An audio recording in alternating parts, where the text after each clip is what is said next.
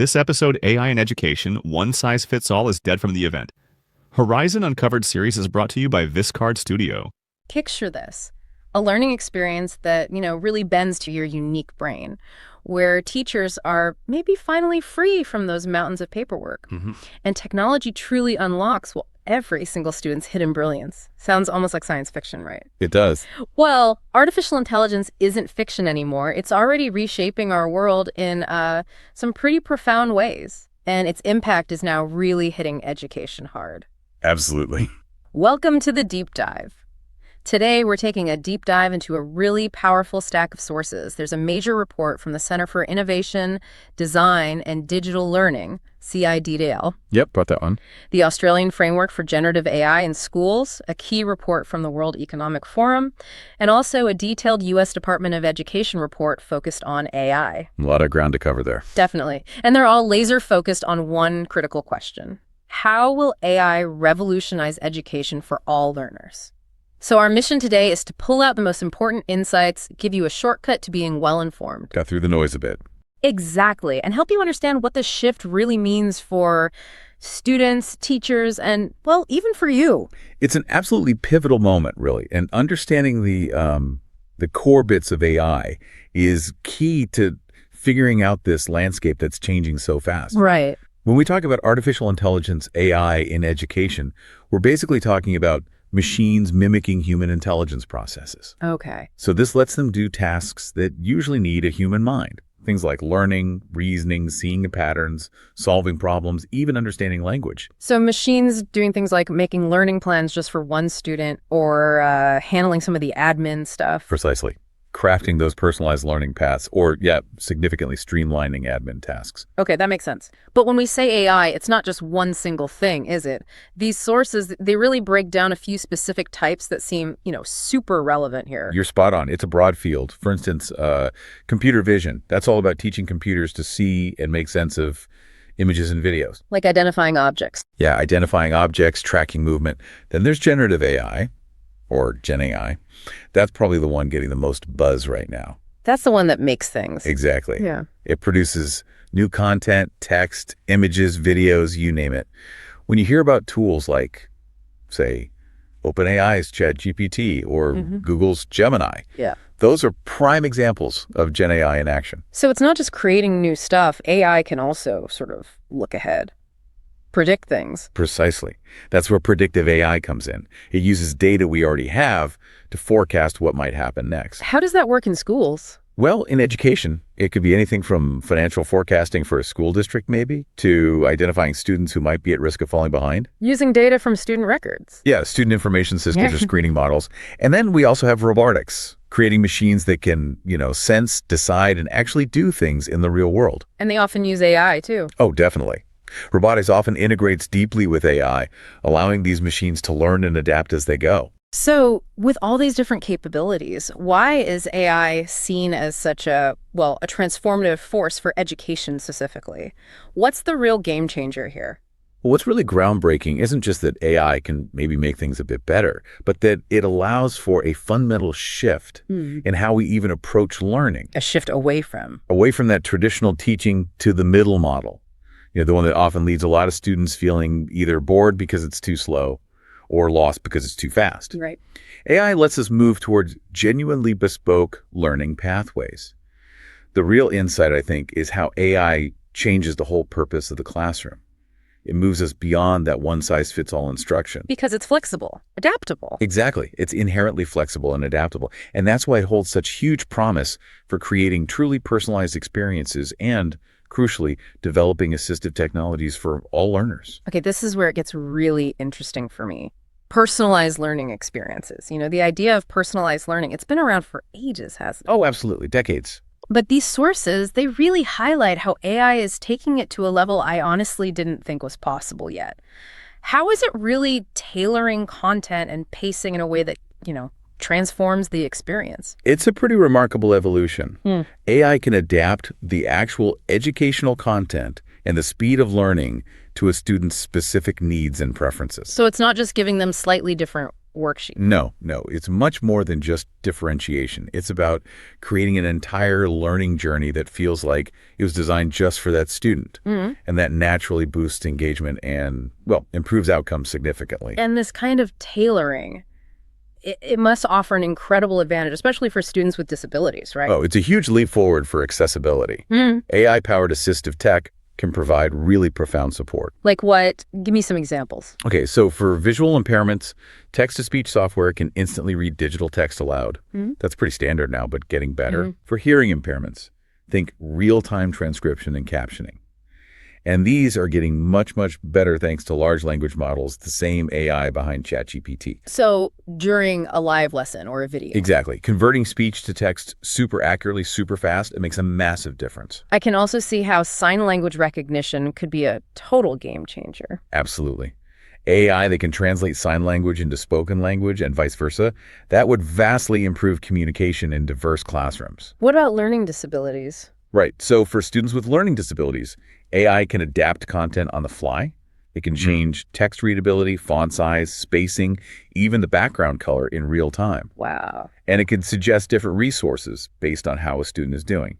For mobility challenges, you've got voice-controlled interfaces. That's interacting with computers without touching them. Exactly. Computers, smartboards, whatever. It's really about breaking down those barriers and opening up learning for everyone.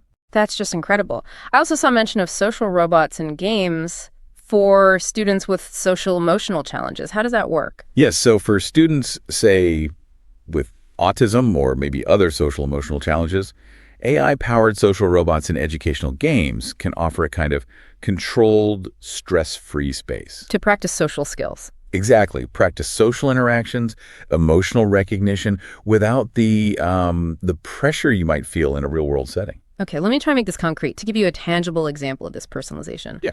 Imagine a fourth grader, right? And they're obsessed with superheroes. Okay. Our sources show how a tool like ChatGPT could create an entire lesson plan on fractions just for them. It would use superhero scenarios to make those tricky, abstract concepts feel real and, frankly, exciting. Yeah, makes learning relevant. It's not just a dry textbook chapter anymore. Exactly. And look, this isn't just theory. We're seeing real examples globally. UNICEF has these accessible digital textbooks, ADTs they call them, that allow for deep customization. Narration, sign language videos, audio descriptions, and they even work offline. That's impressive. And in South Korea, the Ministry of Education is rolling out AI-powered digital textbooks that literally adapt in real time to each student's level. Wow. Okay, so AI clearly unlocks incredible potential for students. But what about the teachers? You know, the unsung heroes here.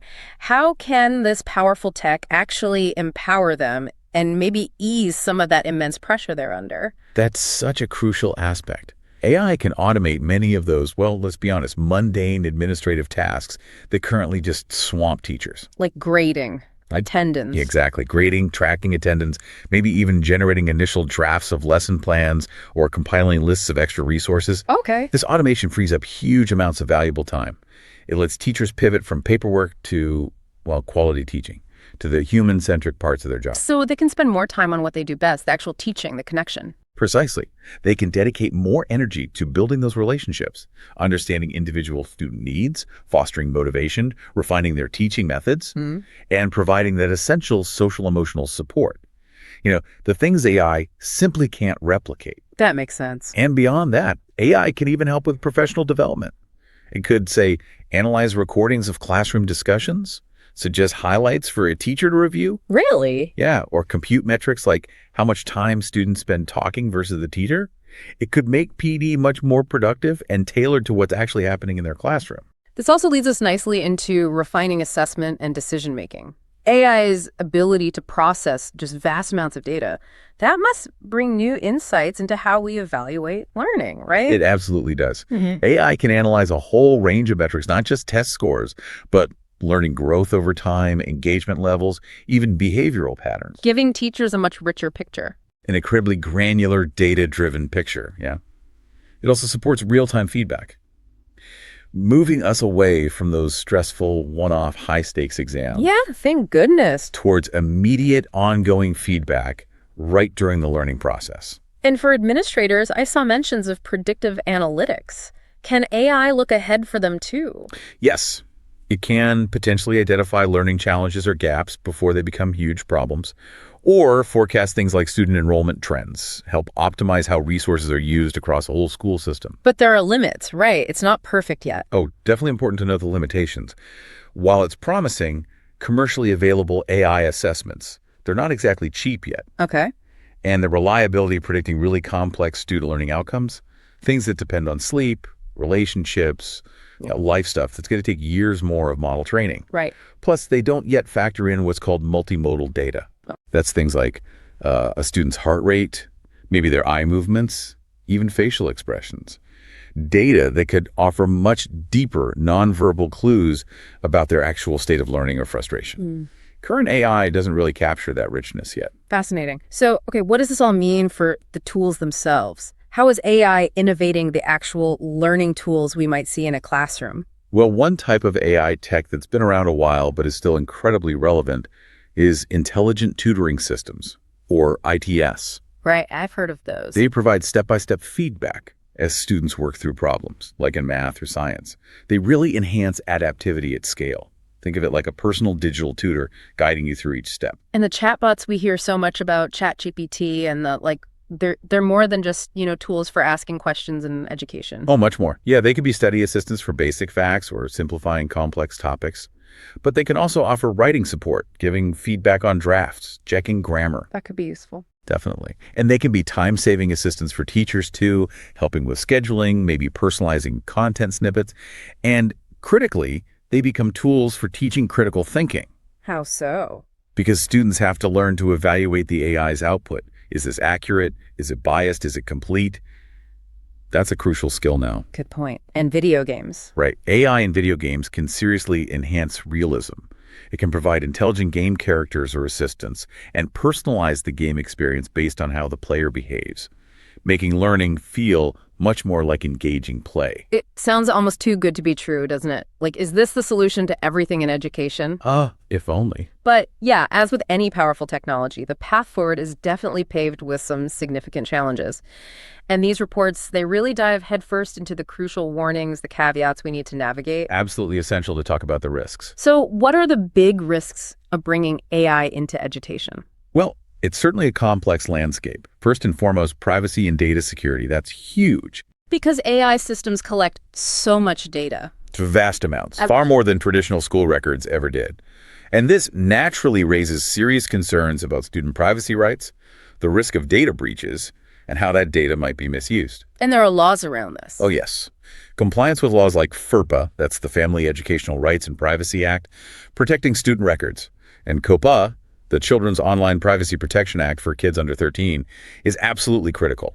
So not just suggestions, but legal requirements. Exactly. These aren't just bureaucratic hoops, they're vital safeguards. Schools need transparent data practices and really stringent security measures. It's non-negotiable. Okay, privacy is one. What about the algorithms themselves? We hear a lot about bias in algorithms. That's the next big one. Algorithmic bias and fairness. AI algorithms learn from existing data. Right. And if that data reflects historical biases or doesn't properly represent all students, the algorithm can unintentionally learn and even amplify those biases. Leading to unfair outcomes. Potentially, yes. Unfair assessments, content delivery that doesn't work for certain groups, maybe even disciplinary tools that disproportionately affect specific students, especially those with disabilities. It's crucial we prevent AI from just perpetuating the inequalities we already have. How do we do that? It starts with ensuring the data used to train AI is diverse and representative, and that the algorithms are regularly audited for bias. It also sounds like there's a transparency issue sometimes. Like we don't always know how the AI reached a decision. That's the black box problem. Yeah. Many AI systems, they give you an answer, but they can't fully explain why or how they got there. Which is a problem for teachers. Absolutely. Teachers need to understand how an AI analyzed a student's essay, for example, and why it's suggesting a particular next step. That inspectability, being able to see the reasoning, is key for building trust, and also knowing when not to trust the AI output. This brings us to a really fundamental point that these reports keep stressing. AI should augment, not replace, the human element. Is there a worry that, by handing tasks over to AI, teachers might lose some control or insight? What do the reports say about keeping that human oversight? That's a vital question. The goal is always to enhance the teacher's role, not supplant it. Teachers bring that social connection, emotional support.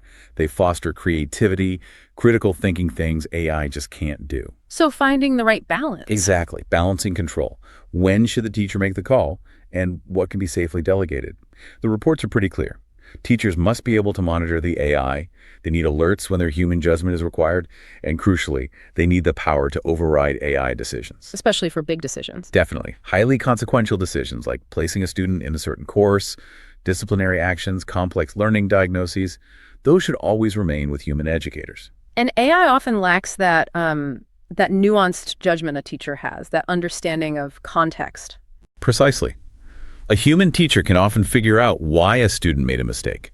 Maybe they couldn't see the board clearly, maybe they're frustrated, maybe there's a language misunderstanding from their background. AI probably won't have that data or the judgment to interpret it that way. That human element is just indispensable. Absolutely, for that deep, empathetic understanding. Okay, beyond these fundamental questions about the human role, there's also the very real problem of the digital divide. If access to these amazing AI tools isn't equal, isn't that just going to make existing inequalities worse? This is a major reality check for the whole utopian vision, isn't it? Yeah. If access isn't equitable, it absolutely risks widening those gaps we already see. Students in well-funded schools might get cutting-edge tools, richer applications. While others get left behind. Potentially, yes. Right. Or, as some sources point out, students in socioeconomically disadvantaged areas might end up using tech mainly for rote drills, while kids in wealthier schools use it for creative projects and transformation. Yeah. That just reinforces the divide. And finally, the risks of misinformation and misuse seem huge. We've all seen examples of AI hallucinations where it just makes stuff up confidently. Yeah, that's a critical point for everyone involved. Teachers, students, parents. Students might misuse AI to cheat on assignments. Leading to grades that don't reflect what they know. Exactly. And yes, AI can absolutely generate false facts or inaccurate depictions. That means educators and students have to develop skills to critically fact-check everything that comes out of an AI. It's not automatically true just because the AI said it. Not at all. And beyond that, there's the risk of disinformation. Synthetic content, AI-generated text, images, videos can be used to create and spread false narratives very effectively. Making AI literacy essential. Absolutely essential. Students need to be able to critically analyze all the content they encounter, no matter where it came from. So, okay, given all this, the amazing potential, but also these serious challenges, what does this mean for the way forward? It sounds like we need really careful planning, lots of collaboration, and clear rules or policies. That's exactly right. Effective AI integration isn't going to happen by accident. It needs robust collaboration, thoughtful planning, and really open dialogue among everyone involved. Not just the tech people and the educators. No, definitely not. You need parents involved, the wider community. Schools should be actively engaging parents, maybe hosting info sessions, having open feedback channels. Build that understanding and trust. And help parents understand how AI might be used at home, too. Yes, that's crucial. Supporting AI use at home, making sure there's a shared understanding of what's appropriate use, creates a more cohesive learning environment overall. And what about industry? Partnerships with tech companies seem important, not just for building tools, but for preparing kids for the future workforce. These partnerships are absolutely essential. Think about creating advisory boards to make sure school curricula align with what skills industries actually need. Bringing the real world into the classroom. Yeah, organizing guest lectures, workshops for that real-world exposure, providing professional development so educators stay current with AI advancements. Maybe integrating industry-driven projects where students tackle real problems. And a key point here is ensuring that the AI tools themselves are designed from the very beginning with all learners in mind. Especially those with disabilities. Yes, really focusing on universal design principles from the outset. Okay, this brings us to frameworks and policy. I know the U.S. Department of Education has a pretty strong recommendation about how AI should be used. I do. It's the human-in-the-loop principle. It's really core to their guidance. Meaning humans stay in control. We retain the agency, the power, to interpret the patterns AI finds and decide what to do. It emphasizes that AI systems need to be inspectable. You can see how they work. Understandable. Explainable in their reasoning, and crucially overridable by a human.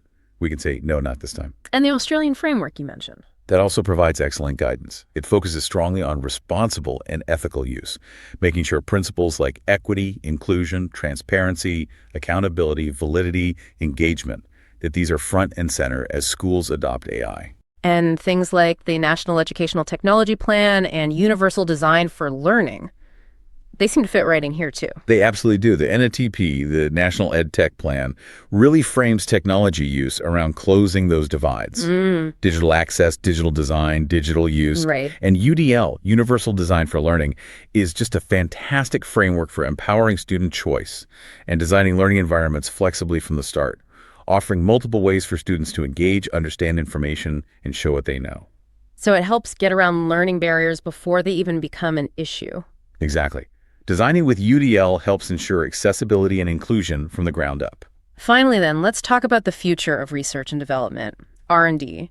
Where should the focus be to really unlock AI's potential for all these different learners? Well, researchers are increasingly talking about what they call the long tail of learner variability. A long tail. Yeah, basically moving beyond just designing for the average student, that teaching to the middle idea. Okay. And focusing R&D efforts on really customizing learning for the huge spectrum of less common learner strengths and needs. What some sources call Zone 3, highly adaptive learning. So designing AI not just for the average kid, but specifically to support students with unique learning styles, backgrounds, challenges. Exactly. Making AI brilliant for every student, no matter how unique they are. And this means AI systems need to get much better at being context sensitive. Understanding the whole picture. Right. Understanding and adapting to the rich, often messy reality of human learning. That includes neurodiversity, cultural backgrounds, personal interests, motivations, even different learning settings, home, school, library. So making AI truly responsive to the individual way beyond just their last test score. Precisely. And a key part of making that happen is co-design. Meaning Actively involving students, teachers, parents, community members directly in the design and development of the AI tools themselves. so they help build it. Yes. That's vital for ensuring digital inclusion and making sure the tools we create actually meet the diverse needs of real learners, not just the needs imagined by developers in isolation. Wow. Okay, we've really covered a lot. We've unpacked how AI is, well, truly poised to reshape education, from that kind of hyper-personalization for students to dramatically boosting teacher efficiency and sparking entirely new ways to learn. But we've also, I think, really rigorously highlighted the critical need to grapple with the challenges. Yeah, the ethical side. Data privacy, potential bias, and above all, ensuring that the human element, that empathetic, contextual, creative teacher remains absolutely central to everything. It's an incredibly powerful tool, there's no doubt. Immense promise, but only if we approach it thoughtfully, collaboratively, and with a real steadfast commitment to equity, making sure it works for everyone. So thinking about all this, what does it mean for you listening right now? As AI keeps evolving at this almost dizzying pace, what responsibilities do you feel individuals, schools, maybe even policymakers have? How do we ensure this powerful tech truly benefits all learners without leaving anyone behind? Yeah, how do we make sure the future of education uses AI to actually amplify human potential rather than somehow diminish it? A big question to ponder.